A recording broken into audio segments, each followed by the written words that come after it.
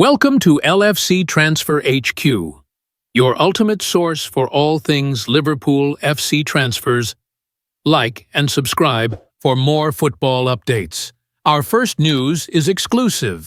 Phil Thompson on why Liverpool should be wary of Newcastle in the Carabao Cup final. Phil Thompson helped Liverpool beat Newcastle in the 1974 FA Cup final, and says Arne Slot's side should be wary of the tune.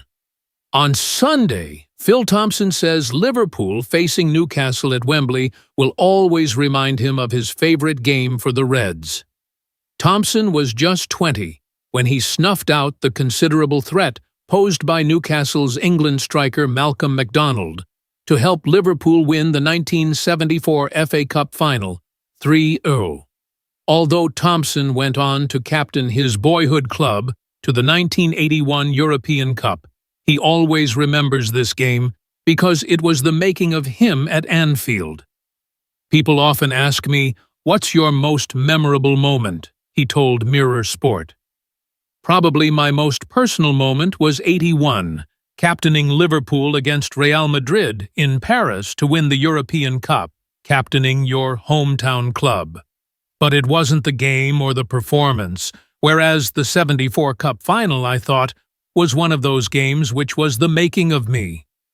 I was a Liverpool fan, and I'd only just turned 20 in the January, and it was an absolutely huge game for me, playing in an FA Cup final. To play so well and get the man of the match in so many of the papers, even though Kevin Keegan scored twice, but I kept Malcolm MacDonald quiet, I think all that makes it the game for me. Malcolm, in the press in the week before, was saying what John Tudor, his strike partner, and him were going to do to Emlyn Hughes and myself. I think the cutting was one of the first times I remember it being put up on our notice board, and it was a red rag to a bull. If you could go back and replay one game in our career, that would be the game for me, because we played so well and played such great football. Champions-elect and holders Liverpool are favourites to beat Newcastle and lift a record 11th Carabao Cup. But Thompson, who led the Reds to their first success over West Ham in 1981, says Arne Slot's side must be wary of Newcastle, who have been weakened by injury and suspension. He says Eddie Howe's men can take inspiration from the Reds' extra-time win over Chelsea in last season's final. The odds turned against injury-hit Liverpool as they lost more players during the game, and they needed their kids to see them over the line to victory in Jurgen Klopp's final success at Anfield. "I've always been happy with a 1-0 win or 2-1. I don't get carried away," he said. "I certainly don't get carried away by the injuries Newcastle have had and the suspension to Antonnee Gordon, who's always a thorn in our side. I relate to Chelsea versus Liverpool last year, and that would be my first port of call. Remember that game last year? How much we were disrupted by injuries, how we had to play so many kids that we became underdogs as the game went on, and how we responded. That's how Newcastle could play. That could be inspiration for Newcastle. So we have to be at our best to win this game." Stay tuned for more updates on LFC Transfer HG, transfer moves, player signings, and latest news. Don't miss subscribe for more Liverpool FC transfer news. Our second news is why the 1974 FA Cup final summed up the best of Bill Shankly for Liverpool fans. Liverpool beat Newcastle 3-0 in the 1974 FA Cup final, in what proved to be Bill Shankly's last game in charge, and for many supporters that day summed up all his achievements at Anfield. For Liverpool fans of a certain vintage, the 1974 FA Cup was the zenith of Bill Shankly's reign. Everything Shankly had spent 15 years building at Anfield came to fruition that May afternoon at Wembley as Liverpool outclassed Newcastle, playing a brand of football years ahead of its time. Alan Kennedy, who would go on to score the winning goal in 2 European Cup finals for Liverpool, was then a 19-year-old left-back for Newcastle and recalls, It was 3-0, but it could have been 6. Liverpool were utterly dominant as they tore Joe Harvey's Newcastle apart, prompting commentator David Coleman to say, "Newcastle were stripped naked." The two teams' approach to the game could hardly have been more different, and Newcastle arrived at their hotel on the Monday afternoon, determined to make the most of their first FA Cup final since the glory days of Jackie Milburn in 1955. Liverpool, by contrast, were the definition of professional, and they did not arrive at their hotel near London until the Thursday. Shankly was the master of mind games long before Sir Alex Ferguson popularized them and nobbled Harvey in a live TV interview with the two managers from their hotels on the eve of the game. Shankly supposedly thought he was off-air when he said, "Look at Joe, he's a bag of nerves. He's already beaten." Whether it was deliberate or not by Shanks, the damage was done in front of the watching nation. The final was totally one-sided, even though it was somehow 0-0 at halftime. Alec Lindsay had a wonderful strike wrongly disallowed for offside before Liverpool took total charge. Kevin Keegan scored twice and Steve Highway once, prompting Coleman to declare in commentary, "Goals pay the rent, and Keegan does his share." Phil Thompson, then just 20, snuffed out the considerable threat of Malcolm MacDonald, despite Supermac's brash claims about what he would do to him and centre-half partner Emlyn Hughes. "Malcolm had just 2 efforts," he said.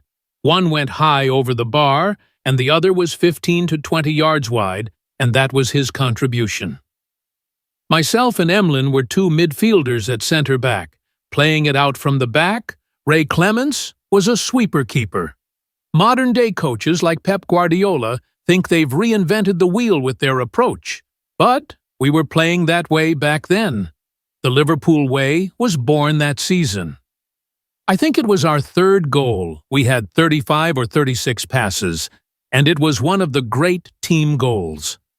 No one, perhaps not even Shankly, knew that would be the legendary Scott's last game as Liverpool boss, and he stunned the football world when he retired 2 months later.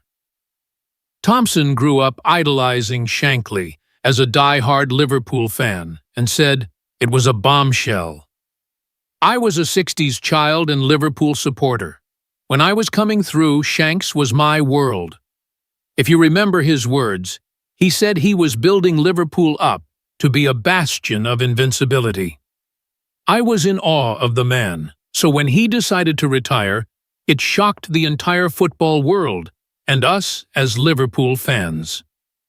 Bob Paisley took Liverpool to even greater heights, but that May Day is still treasured by Thompson and every other Liverpool fan.